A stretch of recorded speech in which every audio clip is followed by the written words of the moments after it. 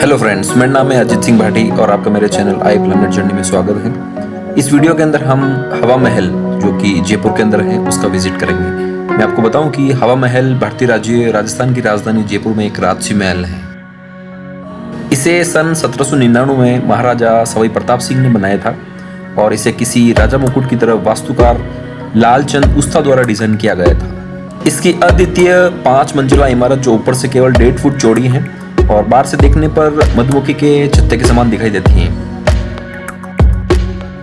और दोस्तों, ये है हवा महल के अंदर जाने का रास्ता, जहां पर आप टिकट ले सकते हैं। और दोस्तों, मैं आपको बताऊं कि यहाँ पर 50 रुपए का टिकट लगता है भारतीयों के लिए, इंडियंस के लिए, और फॉरेनर्स के लिए 200 रुपए का टिकट लगता है। तो आप टिकट खिड़की से टिकट प्राप्त करके हवा महल विजिट कर सकते हैं।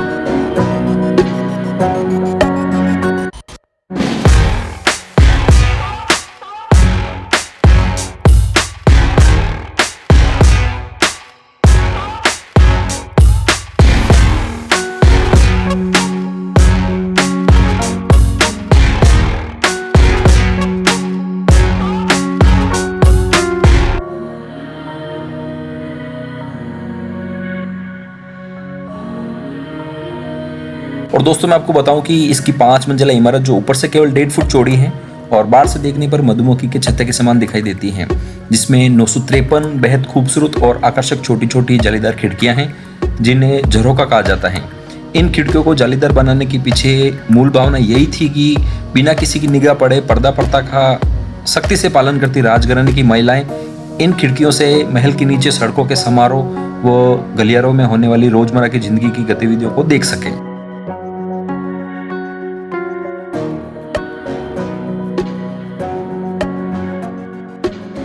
इन जटिल संरचना वाले जालीदार झरोखों से सदैव ठंडी हवा महल के भीतर आती रहती है, जिसके कारण तेज गर्मी में भी महल सदा ठंडा रहता है।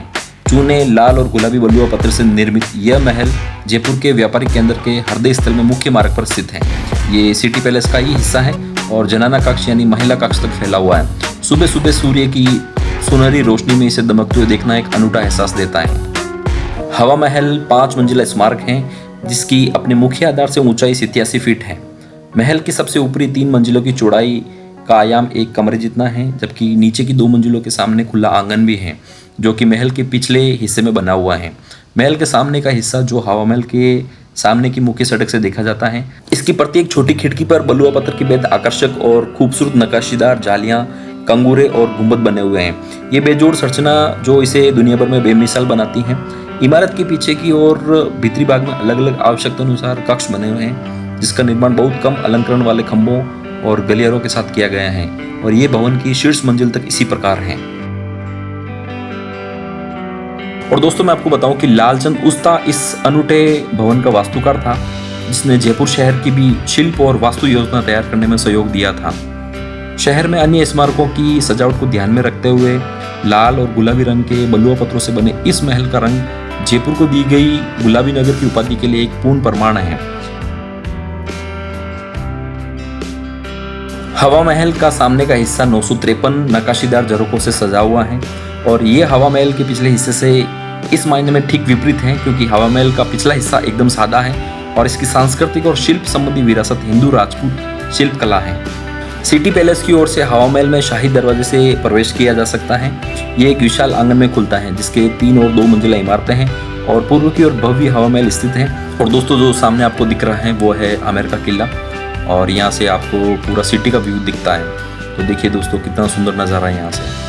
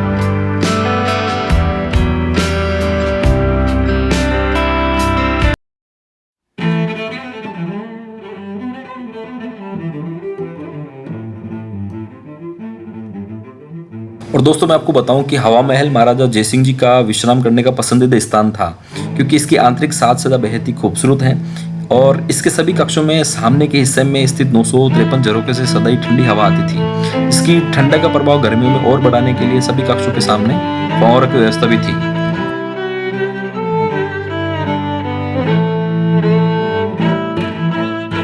और दोस्तों मैं आपको एक इंपॉर्टेंट चीज बताऊं तो हवा महल की सबसे ऊपरी 2 मंजिलों में जाने के लिए केवल खुर्रों की व्यवस्था है। ऐसा कहा जाता है कि रानियों को लंबे घेरदार गागरे पहनकर सीढ़ियां चढ़ने में होने वाली असुविधा को ध्यान में रखकर इसकी ऊपरी 2 मंजिलों में प्रवेश के लिए सीढ़ियों की जगह खुर्रों को बनाया गया था।